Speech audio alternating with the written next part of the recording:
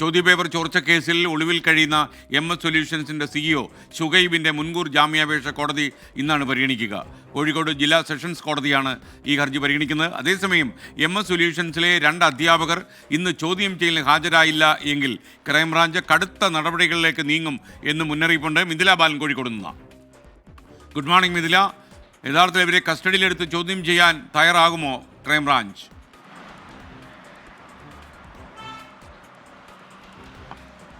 Good morning.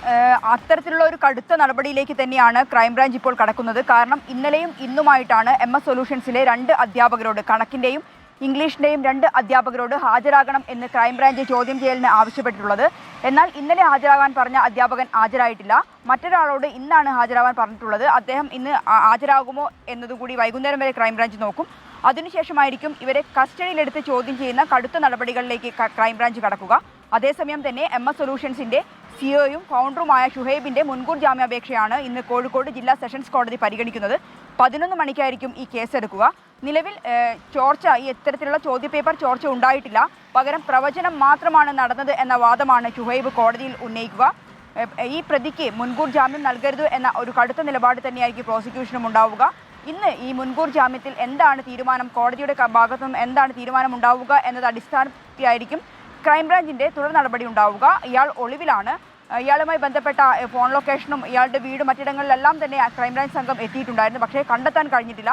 എന്തുതന്നെയായാലും ഇന്ന് എന്തായിരിക്കും കോടതിയുടെ ഭാഗത്തുനിന്ന് ഉണ്ടാവുക എന്ന ഒരു കാര്യത്തിനനുസരിച്ചായിരിക്കും ക്രൈംബ്രാഞ്ചിൻ്റെ തുടർ നടപടി ഈ കേസിൽ ഉണ്ടാവുക. SKN. Mithila Balan, thank you. Muhammad പറയുന്നത് SKN നല്ല സന്തോഷമായി 25-നെ വരവേൽക്കാൻ. കാരണം 65 66 ആകുമല്ലോ എന്ന്. അതൊന്നും ഒരു പ്രശ്നം, ഓരോ ദിശയും വന്ന പോലെ പൊക്കോളും എന്നുള്ളതാണ്. അനന്തമജ്ഞാതം അവർണ്ണനീയം ഈ ലോകഗോളം തിരിയുന്ന മാർഗം, അത്രയേ ഉള്ളൂ. അതിങ്ങനെ കറങ്ങിക്കൊണ്ടേയിരിക്കും. നമ്മൾ അതിനൊന്നും വലിയ കാര്യമായിട്ട് വിഷമിച്ചിട്ട് കാര്യമില്ല.